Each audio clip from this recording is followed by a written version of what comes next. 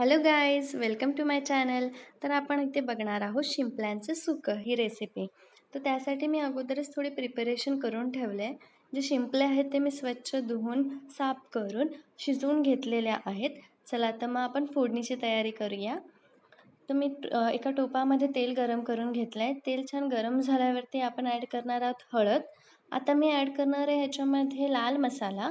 तर हा माझा घरगुती मसाला आहे. मालवणी भाजका मसाला आहे हा. तर हा ऑलरेडी खूप फ्लेवरफुल असतो. त्याच्यामुळे मी एक्स्ट्रा कोणतेही फ्लेवर्स ह्याच्यात ॲड करणार नाही आहे. जर तुम्ही साधा लाल मसाला वापरत असाल तर ह्याच्यात गरम मसाला आणि धना जिरा पावडर देखील तुम्हाला ॲड करावी लागेल. आता मी हे ॲड करते इथे हे वाटप. तर हे वाटप बेसिकली आहे आलं लसूण आणि कांद्याची पेस्ट आहे. तसंच मी याच्यामध्ये ओलं खोबरं देखील घेतलेलं आहे. हे सगळं मी चांगलं परतून घेऊन तेलात खरपूस भाजून मग वाटून घेतलेलं आहे. तर आता इथे आपण चांगलं एकजीव मिश्रण केल्यानंतर जे शिंपले आपण शिजवून घेतले आहेत ते ॲड करणार आहोत. तर तुम्ही पाहू शकता हे शिंपले.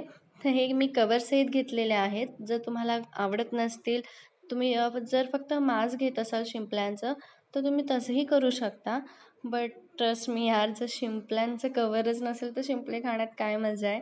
तुम्ही नक्की एकदा कवरसहित शिंपले घेऊन बघा. त्या चवीमध्ये अप्रतिम लागेल तुम्हाला. आणि जर तुम्ही नुसते जर त्यांचं मांस घेऊन जर बनवत असाल रेसिपी ही शिंपल्यांची तर तुम्हाला फरक लगेच जाणवेल. जर तुम्ही कवरसहित बनवलं तर एक्स्ट्रा फ्लेवर ॲड होतो याच्यामध्ये, खूप छान लागते. नक्की ट्राय करा ही रेसिपी. तर आता हे आपण मीठ ॲड केलं याच्यामध्ये आणि आता आपल्याला याच्यात थोडंसं कोकमही ॲड करायचे. एक 3-4 कोकम इनफ आहेत या क्वांटिटीसाठी. तर आता आपण कोकम घालूया याच्यामध्ये आणि एक गुड मिक्स देऊया त्याला, जेणेकरून आपल्या शिंपल्यांना जो मसाला आहे आपला तो पूर्ण व्यवस्थित लागला पाहिजे आणि त्याचे फ्लेवर्स शिंपल्यांमध्ये उतरले पाहिजे. आणि त्याच्यासाठी आपण याला थोडं झाकण लावून व्यवस्थित ठेवूया. 5 मिनटं एक वाफू देऊया.